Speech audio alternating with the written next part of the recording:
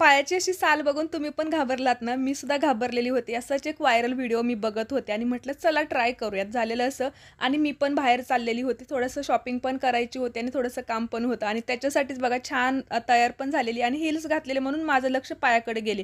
तो खूपच ड्राय आणि क्रॅकी झालेली. मग काय सोल स्किनचा फूट पिलिंग मास्क म्हटलं खूप व्हायरल आहे. आपण पण ट्राय करूयात. तर तो वापरायचा कसा? पाय छान स्वच्छ धुवून घ्यायचे आणि त्याच्यानंतर आपण जसे सॉक्स वेअर करतो तसंच हे घालून घ्यायचं आहे. छान एक 90 ते 120 मिनिटापर्यंत हे ठेवायचं आहे आणि त्याच्यानंतर पूर्णपणे पाय धुवून घ्यायचे. पहिल्या 1-2 दिवसामध्ये ना काहीच फिलिंग होत नाही. तिसऱ्या दिवसापासून छान स्टार्ट होते आणि बघा खूप मजा येत होती. एवढंच छान असं सॅटिस्फाईंग वाटत होतं आणि मला तर काढायला खूप छान वाटत होतं.